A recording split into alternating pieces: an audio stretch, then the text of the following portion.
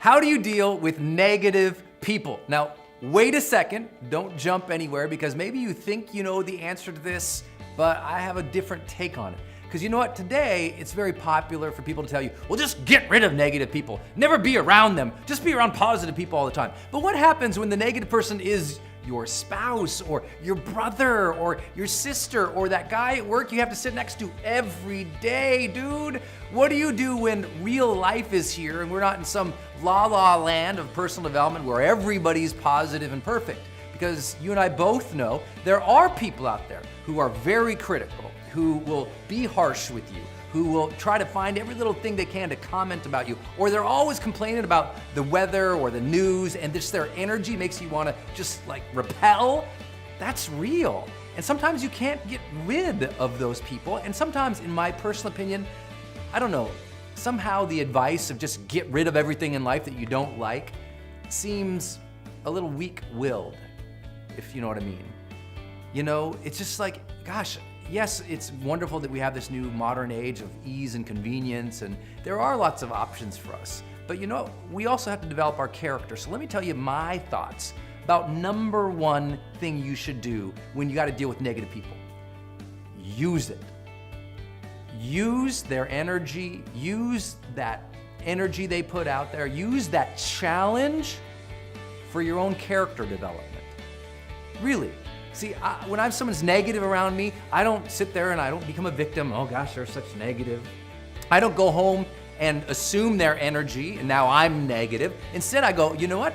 This is a moment to test. Am I really in command of my emotions and how I think, or are they?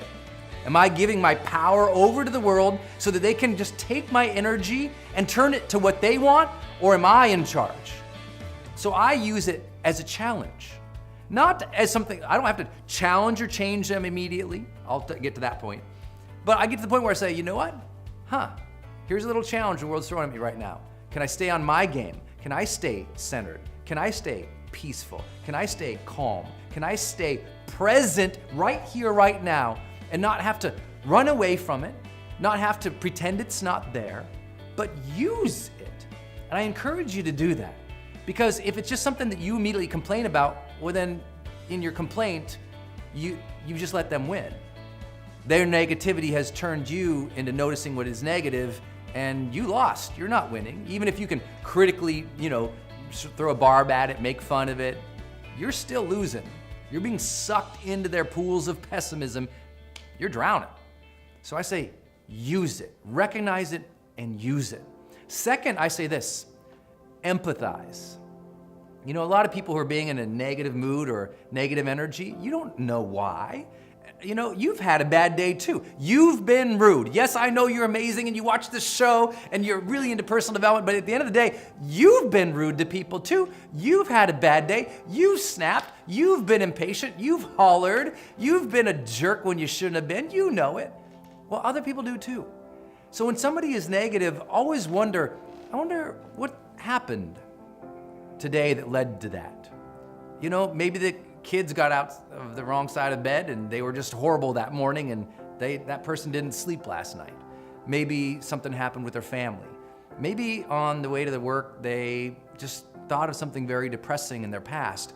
Maybe the truth is, right now, they're so unclear about who they are and what they want in life that they're taking out on other people. Maybe their own failures, their own struggles, their own disappointments have ravaged them and led them to, depression, led them to mental disorder. The reality is we never know someone's story. And once you can teach yourself that, I really believe you become a better human. You become more compassionate, you're better at listening, you're better able to understand because you have the intention to sympathize and say, oh, that person's really in a bad place right now. You don't take ownership of that, say, well, I didn't cause it. You just say simply, they're in a bad place. I hope they're okay. I think it's a real, true personal power to be able to walk by negative people and still say, I wish you nothing but joy and health and strength and love in your life. To have that hope for people, even when they're in a bad place, that's humanity. I would say number 3, go for it. shift it. It's one of my favorite games I play in my entire life. When there's a group of people around me and they're in a negative energy, I love to try and shift it.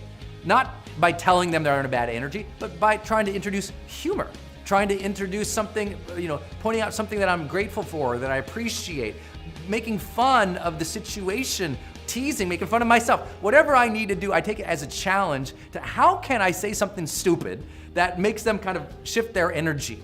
I call it leveling up. So it's like when you're around a group of people and their energy is down here, can you level it up? Not by accosting them and saying, your energy sucks, I hate you, but instead by introducing the positive into that negative situation. Because you'll find that if you'll do those first couple steps, you really focus on using that situation to test yourself and that you're still empathetic. Then when you come in and you try to shift it, it's just like, wow, you'll really develop people skills. You'll really develop the ability to lead. You'll really develop the ability to start movements, to make a difference, because nothing shifts the world more than you shifting your energy to complement or to serve the world. So give it a try. Try to shift that energy. And last piece, which I think is really, really important, is do not fear making the request. Saying to somebody straightforward, especially if they're negative all the time around you, don't blame them, don't be mean to them, don't belittle them, don't hit them with negative energy. Instead, make a request. Say this, you know what?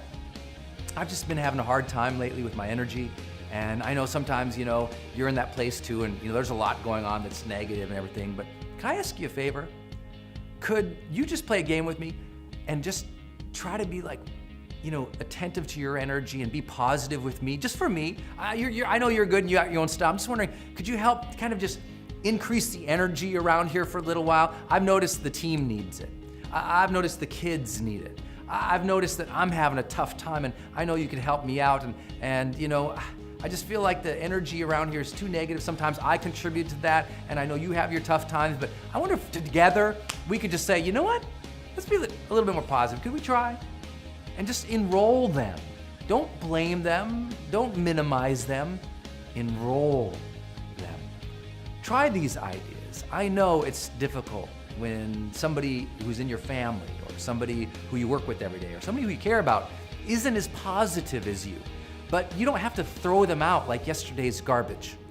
There's always going to be negative people. So the question isn't, can you get rid of all of them? There's 7 billion people on the planet. That'd be getting rid of a lot of people. Instead, learn to use it as something that develops your strengths as a human and allows you to serve people and for you to inject more positive energy into the world. Do that more often, you'll experience what we call the charge zone. This has been so powerful when you've shared this on our morning show, and I just want to share it with everyone here. A lot of people are showing up here going, okay, it's been a hard 14 months and struggling with self-doubt, struggling all the things. And some people have goals that they're trying to figure out with their career and all the other stuff. Yeah. But then there's also a thing called feelings goals. Yes. Feelings goals, right? So many of you guys, this is going to be new for a lot of people. This is newer for me in my own life, frankly, right? Because, all my years of working as a Denny's waitress, trying to all the jobs and then all the years of rejection with my business, when I finally got, when we were finally getting momentum, I didn't feel the day. I just drove as hard as I could. And one of the things Brendon has shared so much about, and I would love for you to share with everyone live right now, is you can have goals in your fitness journey and in your career and all these things, but what about goals for your feelings, for how you feel and how you feel the day? Can you share? Yes. This is so powerful. I remember the first time I said this to her, feel the day, and she's like, oh, right. And we had this huge, great talk about it, because what happens is sometimes you're taking care of the kids, you're going through your life, you're doing the projects, you have the to-do lists, and you're just going, and you finish the day, you didn't even feel the day. There's no reverence for life, there's no love, there's no heart, there's no spirit, no flow, no connection, no creative pop. And it's not because it wasn't there, it was just, you just blew through the day. You bullied the hours, I call it. And there was no moment of a pit stop to give prayer or meditation or gratitude or a second to go, how am I feeling? And am I experiencing the energy that I want to experience in life? And that's, again, we generate that. But feeling the day, I found the most successful people in the world, I remember we drew this out.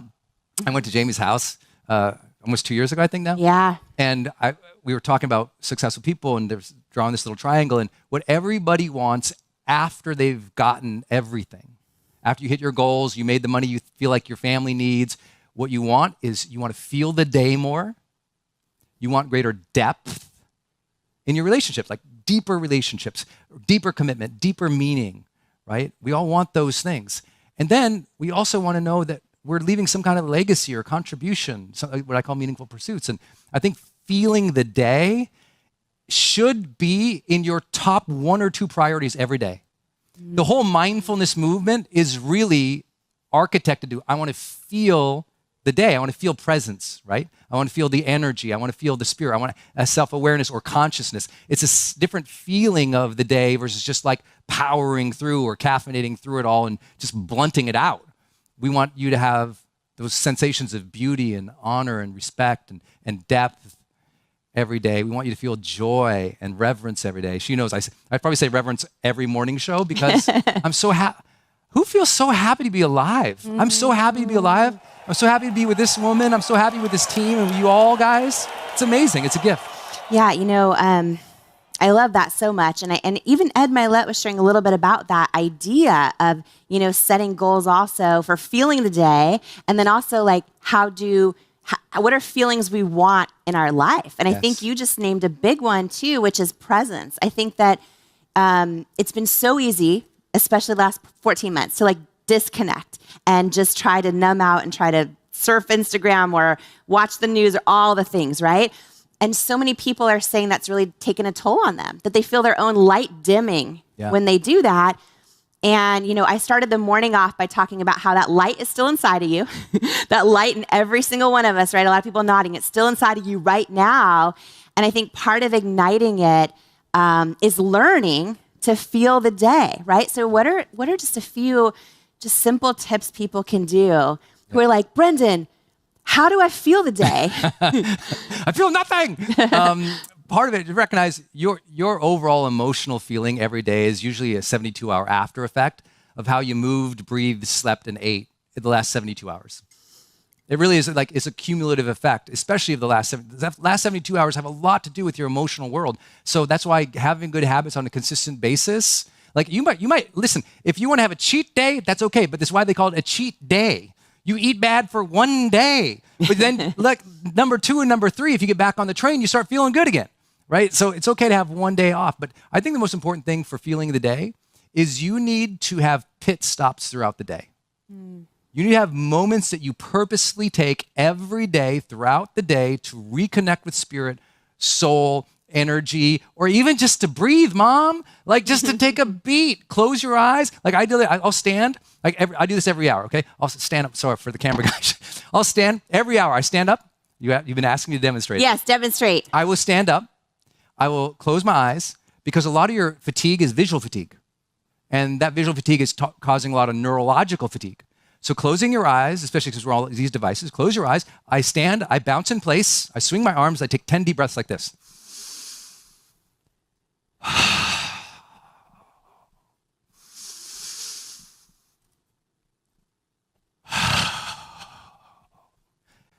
10 deep breaths like that every hour.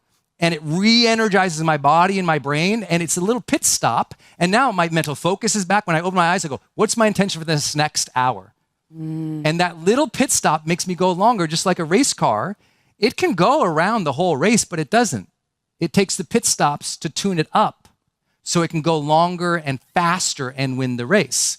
You need a little more pit stops to tune your mind up, amp up your emotions, reconnect with the heart or the spirit or the soul. And if you are just grinding all day, there's no pit stops. That's the equation for burnout. Yeah, well, so many people feeling burnt out, right? People that aren't leaving their home but because of the pandemic, but just so burnt out and so overwhelmed. And one thing you shared that I want to make sure everyone caught is the idea of visual fatigue, because that was a huge aha moment that I had with you on the morning show just in the past few weeks. I thought, you guys, we implemented this at It Cosmetics. We grew to over 1,000 employees, and we would start ending meetings like 5 minutes before the hour. instead of just back to back to back meetings, right? Because the idea that you can get up and just walk around and move your body. But one of the things you brought up is I learned I was doing them wrong because I was like walking and moving, but still engaged. I would take meetings in the hallway walking, or I would check my email on that 5-minute break, right?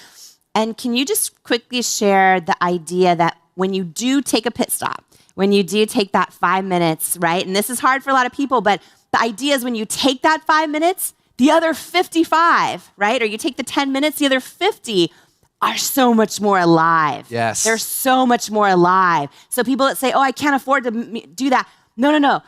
You're so much more alive in those other 50. But I was doing it wrong because I wasn't actually resting my mind. And you talk about the power of like visual fatigue. If you take a break and you're scrolling Instagram or emails, that's not a break. That's exhaustion, right? Scrolling is just exhausting your brain even more and more and more and more. It's engaging it, but it's exhausting it more and more and more. And so it's like this. You cannot possibly hope that burnout will end if you don't more consistently recharge. But we grew up on a century-old model that, we'll get to recharge when we retire. We'll get to recharge, 2 weeks out of the year when we have vacation. It's why people are miserable, because the burnout is real because they don't recharge. That one day I'll recharge, the spa day, or a year from no. The world's largest study of productivity that's ever been done found out the most productive people in the world who also reported high levels of happiness, they took a break on average every 52 minutes. Largest study ever done. Every 52 minutes they took a break. Did they need the break? No, they're recharging. If you're crashing at 2 and 3 o'clock in the afternoon every day, it's time to take a hint. You need to recharge at like 10:30, 11:30, or 1:30 to prevent the crash that happens 2 or 3. The crashes happen because the recharges are not happening. And so the burnout will always be there. And I always say, make sure you don't blame the burnout on anybody. Please don't blame your burnout on your kids. That's not fair to them. Don't blame your burnout on the team. Blame the burnout on either ambition that is unmet with planning or just not taking care of and prioritizing your self-care or your well-being. Take care of you so you have the energy to serve at your highest levels. I think that is something we call alignment.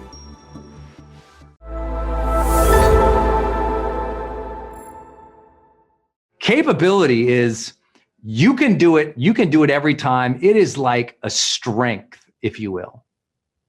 It is something that you are highly capable at that thing.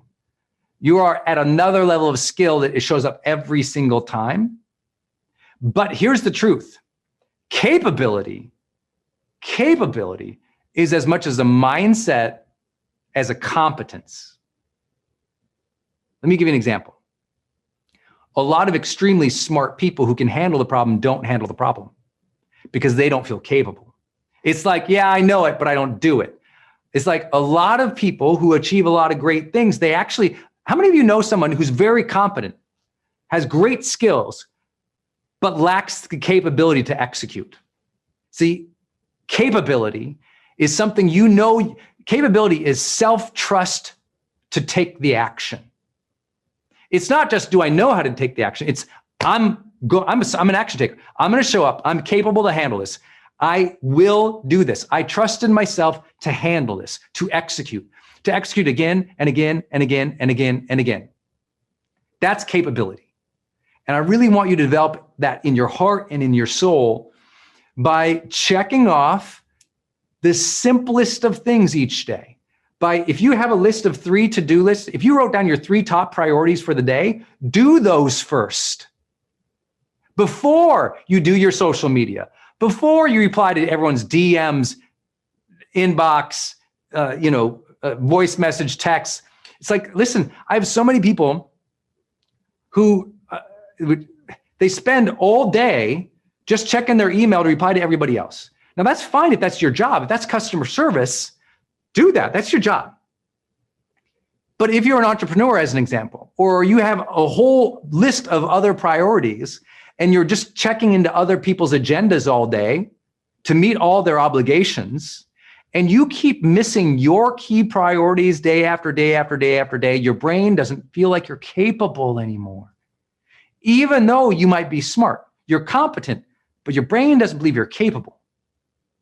You know what I mean? It's so important to understand this. I know if you're a parent, you understand this difference. Lots of kids can learn things and have skills and abilities. But if they don't put them and apply them, they don't sense that feeling of capability. And now your smart child, your child full of strength, talent, and ability, doesn't run on the field, doesn't take the action, doesn't finish the test, doesn't go for it. They don't feel capable. Why don't they feel capable? They don't have a pattern of action taking. You've got to develop the pattern of taking the action, the pattern of taking the action. Better yet, the pattern of taking the action to complete the key priorities. So all I want you to do as a daily simple habit, every morning, we do it in the high performance planner. I write down my key priorities for the day. Do those first. Get those out of the way. Make that happen. Maybe that's your morning. Maybe for me, I didn't feel capable in my career for a long time because I was replying to everybody. And then I did a simple thing. I said, you know what? No phone calls till 1 p.m. in the afternoon, my time.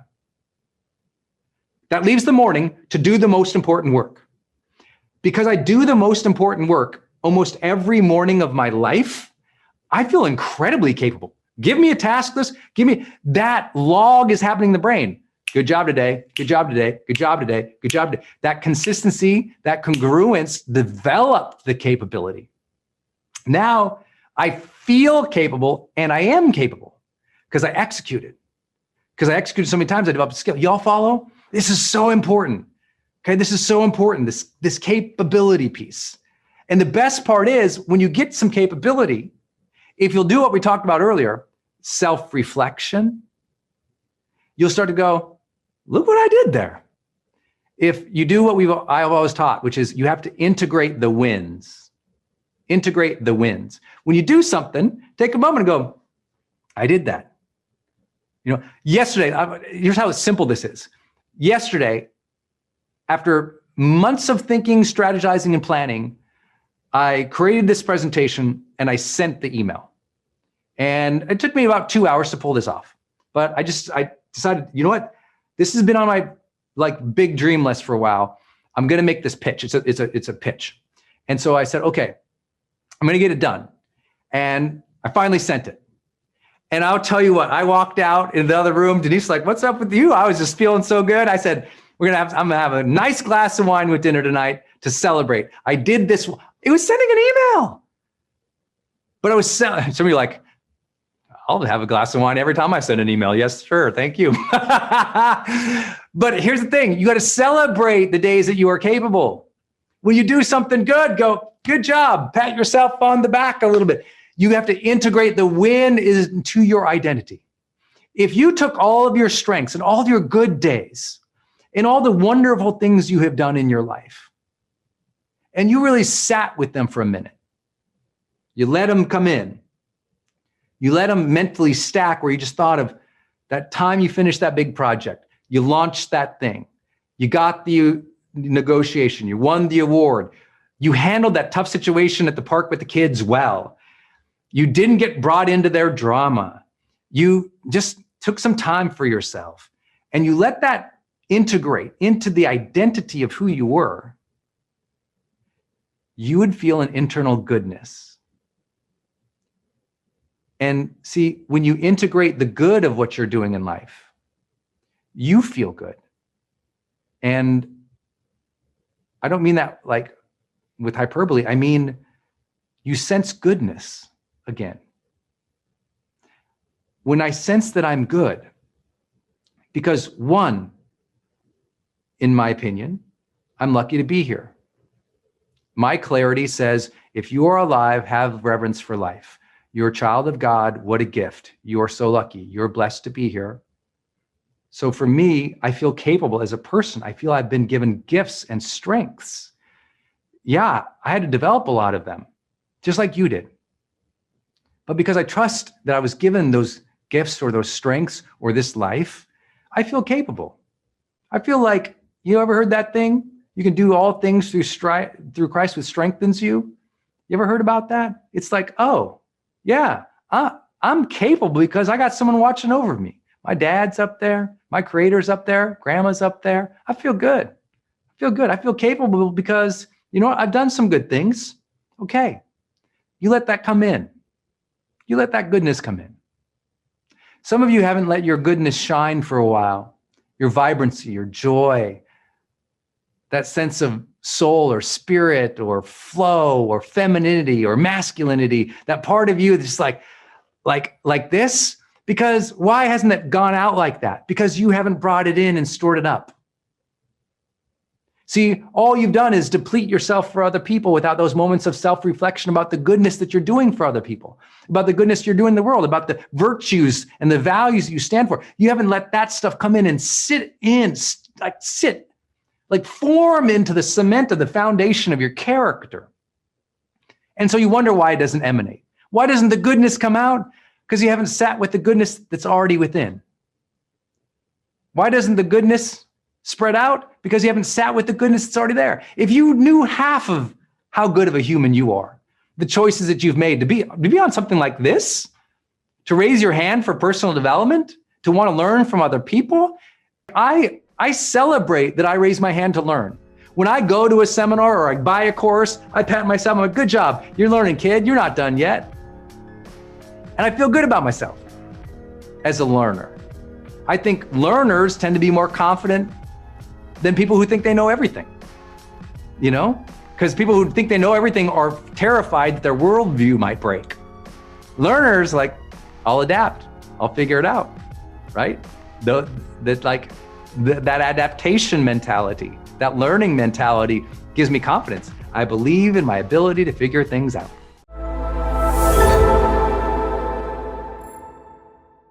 High performance training, action mindset. This is important. How do you develop the action mindset, but actually also, here, I should just add this in here.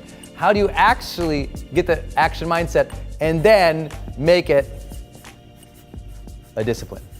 Discipline. Here it is. First thing you've got to adopt, well, there it goes, is let's try this, your 30-minute daily block. People tell me all the time, Brendon, I got this dream or this goal. I'm like, great. What 30-minute period of day are you going to work on it today? What do you mean? Well, you said you have a big goal, right? Yeah. Big idea, right? Yeah. Okay. Show me when's the 30-minute block that thing gets today. It's a new idea, you say, right? Yeah. Okay. Where is it? Is it 1:30 to 2? Is it 4 to 4:30? Is he going to check it at 5 right after work till 5:30, then get on the commute a little later? Like, when? New ideas must have new blocks of time. Write it down.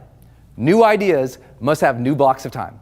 If you got a new idea, someday, big dream, and it doesn't land in the calendar, at least, listen, daily, 30-minute daily block of time, of course you're not going to get momentum. It's got to be, look, if you won't give it something 30 minutes a day, it don't matter to you. Just be honest. Like, any good parent will tell you this. Like, if you don't spend 30 minutes with your kids a day, I mean, good luck in having that connection. Good luck in forging that future. Good luck in helping that person feel loved and supported. I mean, if something is important to you, you give it time. Is it true? So if this idea is important to you, immediately mindset, this is what I immediately do, 30 minutes. And if it's a completely new idea, it's got to get at least 30 minutes if I want it to actually come true. And it's important from the time I set the idea, the next day it gets 30 minutes. Big new idea, must do it. If it's important to me, the next day it gets 30 minutes. Not 4 years from now. Like right now, I have a big partnership I'm working on. Like it completely came into my life, totally interrupted my life. I don't have any time, but it's important. I found 30 more minutes a day, right? 30 more minutes is easy to find for everybody. People don't think they can. It's possible. I just had a friend, and I get in a huge argument over lunch about this. Not everybody can find 30 minutes. And I'm like, who can't find 30 minutes more a day?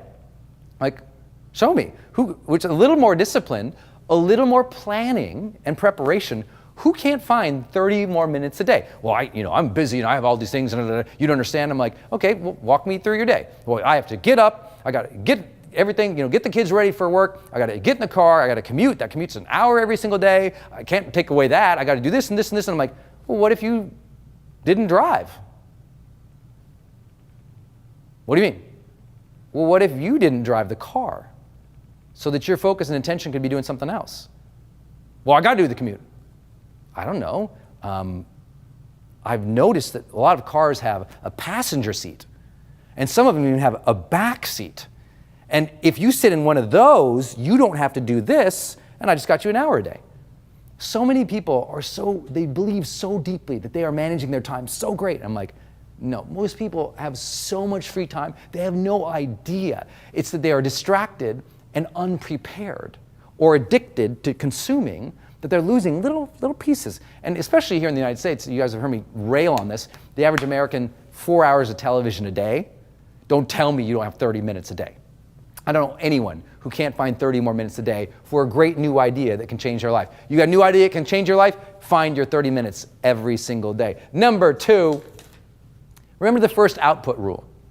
First output rule says this: if you've got a big new dream, big new goal, big new idea, don't think that you have to do what we've all been taught, which is begin with the end in mind, because sometimes you don't know what the end in mind is, but you know the first step. So what I tell people is like, I got a big new idea. I go, great. What's the first output that you would have to create on that immediately? What's like the first output that would start you on the path? I don't know. Okay, figure that out. First step, first output, right? First step is not the research. What's the first output? Let me give you an example. When I began my career, I said, one day I'm gonna do video courses. End in mind, I'm gonna do all my online courses. That was the big idea. I, Brendon Burchard, am gonna do online courses. Guess what I didn't do? I didn't say, well, I better figure out the whole curriculum for all the courses for the rest of my life. Begin with the end in mind. Didn't do that. I said, what's the first step that would allow me to start doing that? Okay, first step, get in front of camera, teach, and post it on the internet. That's the first output. One teaching video on the internet. So I went and I got my stupid little, at the time, flip video camera. Some of you guys know about those. Got a flip video camera. I duct taped it to a box. I put on my cleanest shirt at the time, and I stared at the camera and I taught. And I pulled off the flip video camera and I spent 4 hours uploading it on the internet. You remember that? Probably not. But you remember that? Yeah, upload, and then it wouldn't play because it wouldn't stream fast enough.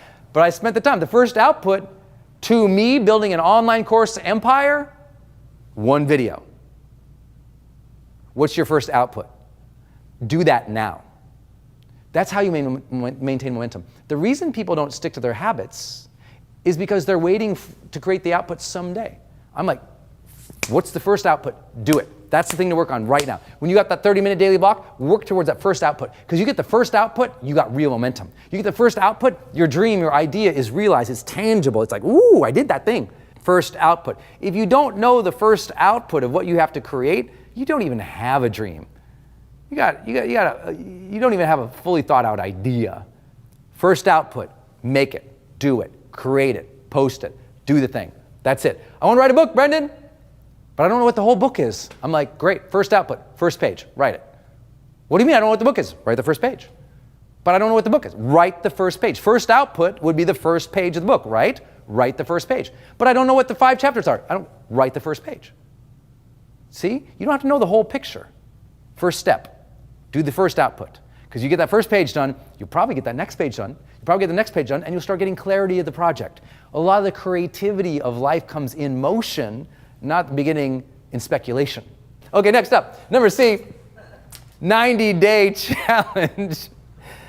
I can't believe how many people have a big dream or big goal and they don't set up their own 90-day challenge. Like, okay, what's your first output? Good job, appreciate you, but you got 30 minutes every single day. In 90 days, where are we? 90 days, 3 months, let's go. Because see, what most people are, they're scared to commit to the big idea and dream. And I go, oh, don't commit to the first big idea and dream. Not for life, just like you won't ruin your life forever. Don't commit to your new idea or dream forever. I need 90 days. Give me 90 days, man. Commit to that thing 90 days and get at it for 90 days. Reevaluate after the 90 days where you're at. Don't think, see, most people don't take an action because they think, well, I'll have to do this action forever, just like they worry, I'll be ruined forever. There's no forever. There just isn't. There's just now. None of us are guaranteed anything. So if what we have is right this moment and we're looking to the future and we're working towards that, good job. In 90 days, where are you? That's it. What'd you do in 90 days? Did you lose 5 pounds? Great. You don't have to say, I'm going to be completely life transformed. I'm going to have six-pack abs and still drink pina coladas on the beach with 40 people in bikinis around me. No. Dude, lose 5 pounds. You got 90 days. Go. Like, just set the 90-day challenge for yourself and get at that. And then worry about the next series of goals after that. So if you've got a big idea or a dream and you're really committed to it, commit to a 90-day challenge. And what does that mean for you specifically? What's going to happen at the end of the 90 days? How you think, how you feel, how you move, what we will achieve, what outputs are created. Get really clear on those types of things. You'll be so happy you did. Without these things, there is no idea into action. There is no momentum. That's why you didn't stick to your habit, because you didn't give it 30 minutes a day. You didn't stick to your habit because you didn't even know what you were supposed to do. You didn't stick to your habit because you didn't at least set a time period that was realistic for yourself, that was doable. D, you got to have your drop list. There is no new idea in your life without a drop list of things to stop doing. A drop list. I'm dropping these things. I'm not doing these things. I'm saying no to these things. I'm getting this off the agenda. I'm letting that responsibility go. It's the things you aren't going to do that help you do the things that you're going to do. So you got to spring clean a little bit. If you got new dreams in your life, spring clean. What are you going to stop doing, right? I'm very, very, very disciplined about this for me personally.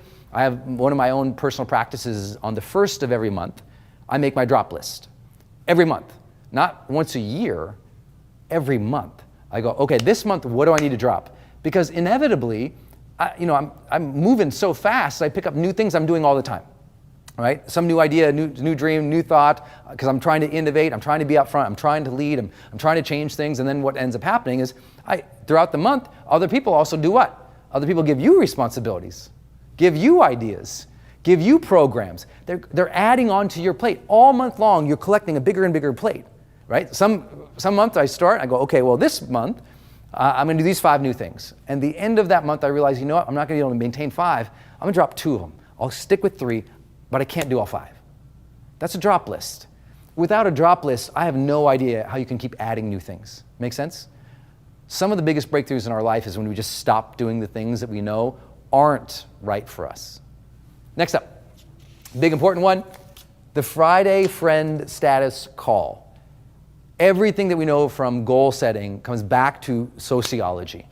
If you don't have someone you're doing something with actively, if you don't have an accountability partner, you don't have a coach, you don't have a friend you go to lunch with or someone you talk it through, then the odds of that happening for you are so low. Because you know what? We're social beings. We need processing time with other people.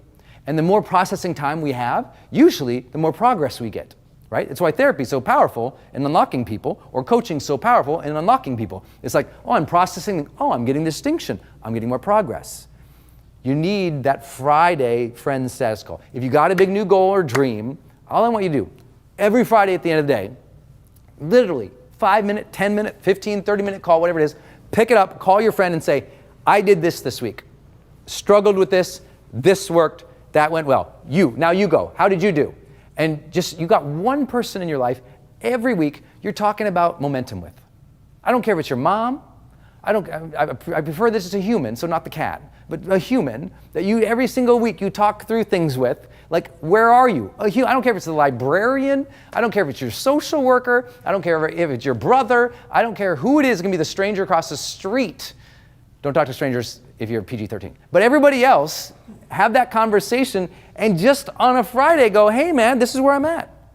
Because if you won't do that, I promise, if you don't socialize your learning, you will not achieve your dreams. You must socialize. What am I learning? Where am I at? How's it going? What am I struggling with? You got to ask for help, but you need a consistent basis. Big dreams require weekly check-ins. Write it down. Big dreams require weekly check-ins. So who's going to be your weekly check-in? Accountability coach? Friend? Mentor? Who? Every week, check-in. And if you're like, well, I don't know anybody, everybody hates me. You know what? Go on your Facebook page every Friday at 5 and go, this is what I learned this week. This is what I tried. What did you guys try? And all the people who make fun of you, delete them. And everybody else say, good for you. So easy. Life's very simple. Next, create motivation triggers.